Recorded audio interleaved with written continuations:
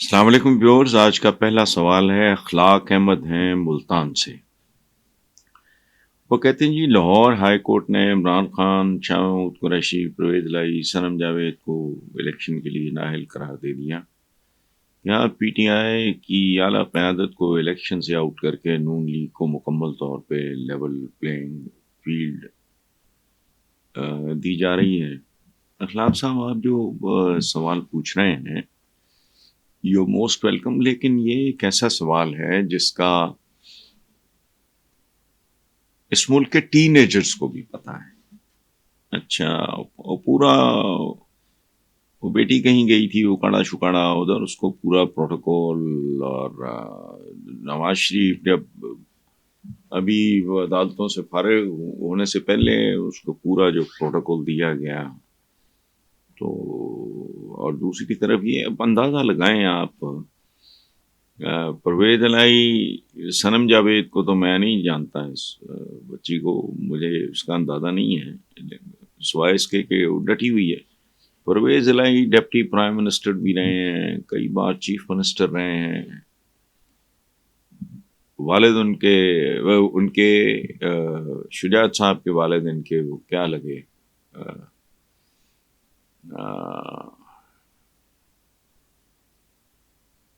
مجھے رشتوں کی کوئی لمبی چوڑی سمجھ نہیں، بڑا ایک پولیٹیکل فیملی، اور ایک بنیادی طور پہ ایک انتہائی ہمبل نائس اسٹیٹس کو کا بندہ، وہ کوئی چے گویرا نہیں ہے۔ اچھا، شاہ محمود قریشی 2 بار اس ملک کے فارن منسٹر، اگین میرا ان کے ساتھ کوئی تعلق نہیں۔ عمران خان سابق وزیر اعظم،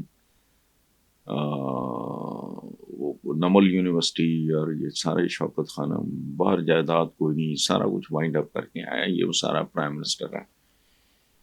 اس کے بعد ان کے ساتھ جو سلوک ہو رہا ہے، تو آپ لیول پلینگ فیلڈ کی بات کر رہے ہیں، مجھے حیرت ہو رہی ہے۔ میں اس سوال کا کیا جواب دوں سوائے اس کے کہ آپ کا شکریہ ادا کروں کہ آپ نے رابطہ کیا، سوال کیا۔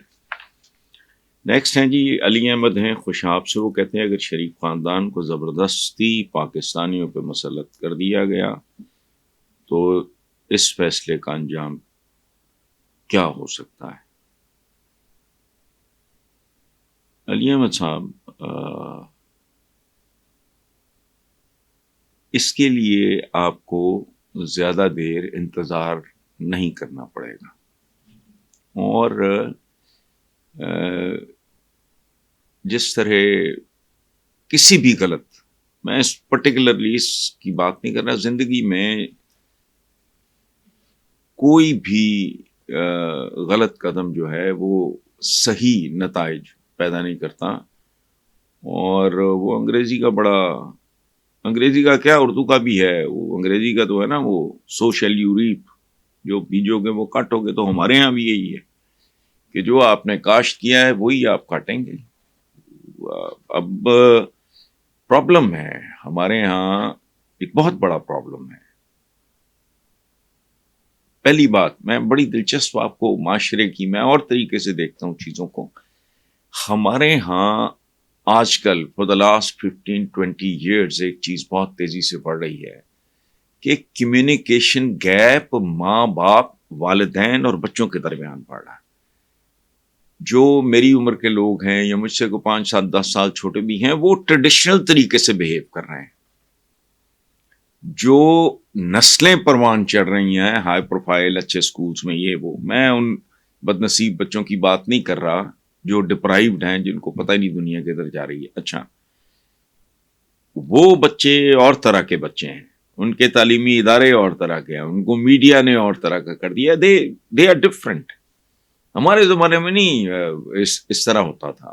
سچی بات یہ ہے کہ میرے اپنے والد، اللہ بخشے، دادا میرے، دنیا کہتی تھی کہ یہ شیکسپیئر کے حافظ ہے۔ میرے والد پتہ نہیں پاکستان بننے سے کتنے سال پہلے انہوں نے ایف سی کالج سے جلندھر میں حالانہ کے رہتے تھے۔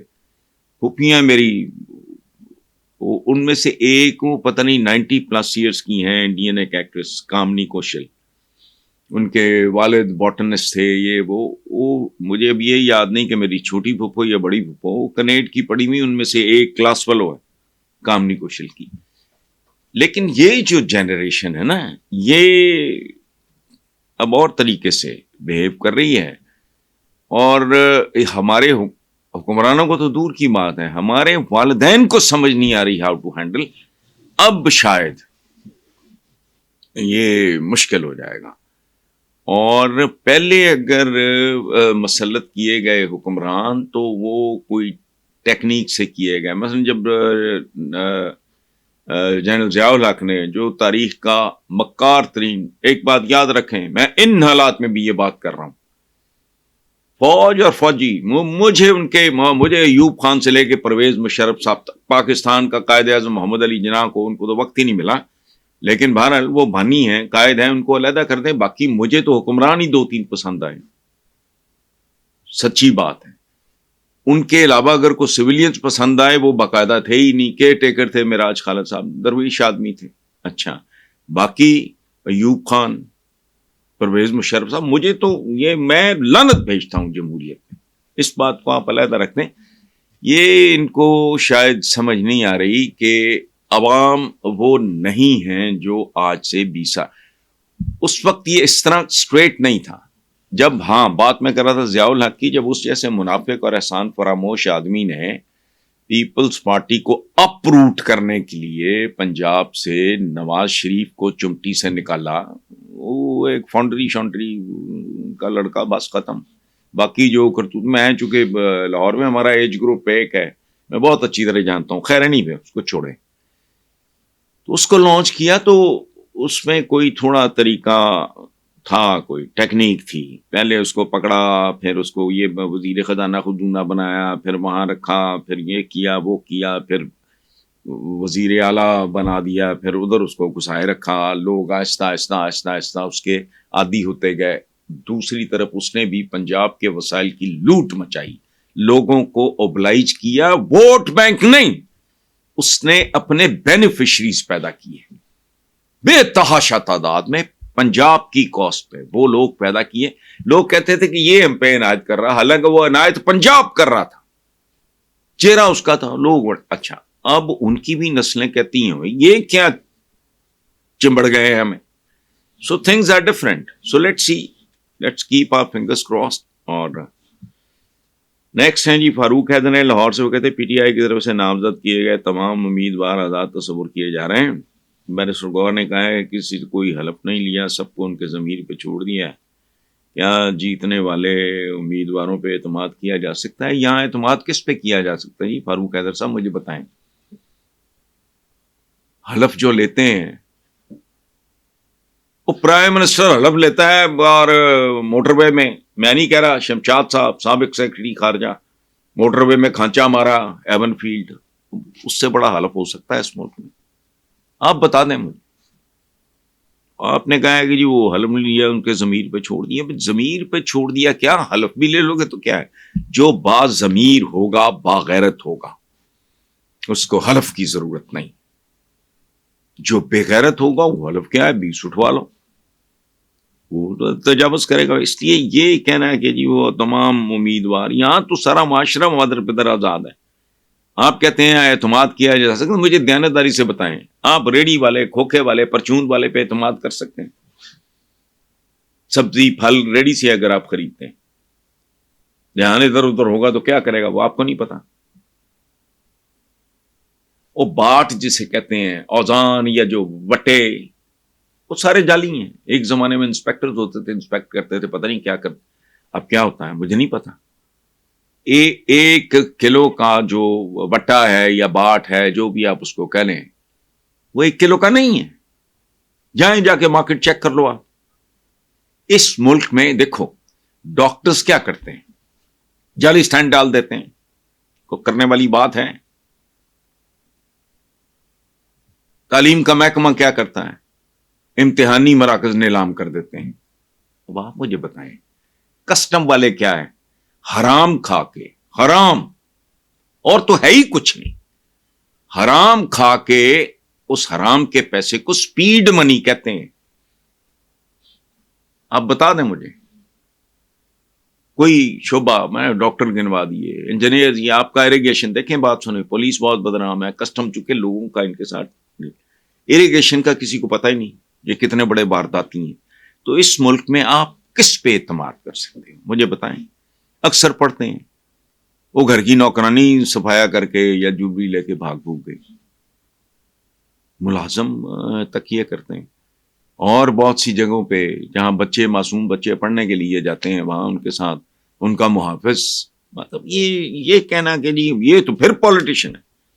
اور میرا ایک کنسیڈرڈ اوپینین ہے کہ پالیٹکس میں سیدھے دماغ والا بندہ وہ 1,00,000 میں ایک آدھ ہو تو میں نہیں کہہ سکتا. ادروائز پالیٹکس میں جس طرح کی ہماری پالیٹکس ہے، جس طرح کا ہمارا معاشرہ ہے، جس طرح کا ہمارا انوائرمنٹ ہے، پالیٹکس میں جب تک آپ کے اندر شیطانی خباثت، خیانت کا تڑکا نہیں ہوگا، آپ اس طرف جائیں گے کیوں؟ مجھے یہ بتا دیں. حتیٰ کہ جو اسٹوڈنٹس یونین ہوتی ہیں، میں نے سب کچھ دیکھا ہوا ہے بھائی، مجھے زندگی میں 1-2 دفعہ بڑا زبردست، گن پوائنٹ پہ نہیں لیکن بہت میں نے کہا لعنت. حتیٰ کہ یہ اقتدار ہم جیسے لوگوں کا، پاکستانیوں کا ایک اپنا ڈی این اے، اسٹوڈنٹس یونین کے جو عہدے داران ہوتے ہیں، آپ کو پتا ہے وہ گینگسٹرز ان دا میکنگ ہوتے ہیں، گینگسٹرز انڈر ٹریننگ ہوتے ہیں. اب بتائیں، اور یہ میں آنکھوں دیکھا حال سنا رہا ہوں آپ کو. پنجاب یونیورسٹی اسٹوڈنٹس یونین، وہ اتنی بڑی بڑی بسیں، اندر وہ یونین کے کو ٹھیکیدار بیٹھے ہیں، وہ یہ میں نے دیکھا ہوا ہے. اور یہ بھلے وقتوں کی بات کرنا، ایک چرواہا یا بھیڑ بکریاں چرانے میں جا کے وہ ظاہر ہے 2 بندے بےچارے ادھر بس میں 10-20 لفنگے بیٹھے ہیں، انہوں نے 2-3 اس کی بکریاں یا بھیڑیں اٹھائی ہیں، پھینک لی ہیں. اور کس میں؟ اسٹوڈنٹس یونین نے پنجاب، وہ جو بسیں چلتی نہیں، اب چلتی ہیں کہ نہیں، اس لیے چھوڑیں. آپ اس پہ کس پہ اعتماد کر سکتے ہو؟ کسی پہ اعتماد نہیں کیا جا سکتا. قیوم واسوی صاحب نے کراچی سے سوال پوچھا ہے، اب اس کا میں کیا جواب دوں. شہباز شریف نے کہا ہے کہ اگر روز محشر اللہ نے پوچھا کہ ملک کے لیے کیا کیا، تو کہوں گا پاکستان کو دیوالیہ ہونے سے بچایا. وہی دیوالیہ ہونے سے قریب کیا ہے، اس ملک کو یہاں تک پہنچایا، اور 40 سال سے چمٹے ہوئے آپ لوگ 100 کچھ، وہ مطلب وہ جو پتہ نہیں کتنے جتنے بھی مہینے تھے آپ کے، 8-10-12 مہینے تو یاد بھی نہیں، آپ لوگوں کی ٹیٹیاں بیٹیاں وہ سب افسانہ تھا.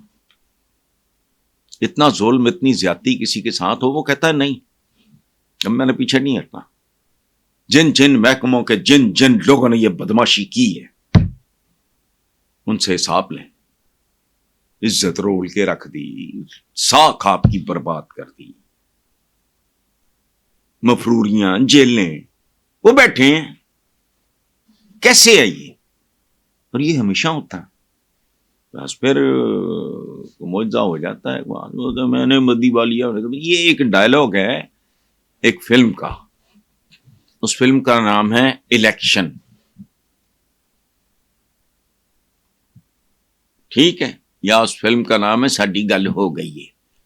اس کا ایک ڈائلاگ ہے، اللہ میاں پوچھے گا تو میں پاکستان کو دیوالیہ ہونے سے بچایا، اور ہم آؤٹ آف پروپورشن جو ہیں ڈالروں اور پاؤنڈز میں 1 کھرب پتی ہو گئے. یہ تو کمال کی بات ہے. انہیں اندازہ نہیں کہ اللہ پاک کو تو ایک ایک تفصیل کا پتا ہوگا. یہ جواب وہاں کام نہیں آئے گا، لیکن بہرحال چھوڑیں. یہ میں نے کہا نا، یہ فلم الیکشن، انتخابات، او کیا لیول پلینگ فیلڈ، مختلف فلمیں ان کا ڈائلاگ ہے. آگے ہیں جی، میرے جو آفس ہے اس میں ایشر کمار لکھا ہے. میں معافی چاہتا ہوں، حیدرآباد سے ہیں، انڈیا سے، کہ میرے بھائی اگر میں آپ کا نام غلط پروناؤنس کر رہا ہوں تو میں پہلے معذرت چاہتا ہوں. وہ کہتے ہیں جی بھارتی میڈیا پاکستان میں انصاف کی صورتحال اور عدالتی فیصلوں پہ بہت شور مچا رہا ہے، جو پوری پاکستان کے لیے رسوائی کا باعث ہے۔ کیا پاکستان میں اعلیٰ عدلیہ کو اس صورتحال کا نوٹس لینا چاہیے؟ بالکل لینا چاہیے، اور وہ مسلسل نوٹس لے رہے ہیں، اور وہ آپ دیکھتے جائیں۔ بالکل ماشاءاللہ ہماری عدلیہ کا تو پوری دنیا میں ایک نام ہے۔ آپ دیکھیں ذرا ریٹنگ میں ہماری عدلیہ کہاں کھڑی ہے، اور ہم ہی وہ لوگ ہیں جنہوں نے کارنیلیس اور بھگوان داس جیسے ججز پیدا کیے، تو اور لیکن اتفاق ہے کوئی جسٹس منیر وغیرہ بھی، اور وہ قیوم شیوم، وہ اس طرح کے بھی گھس جاتے ہیں، جو گزر بسر ہو رہا ہے۔ Thank you very much.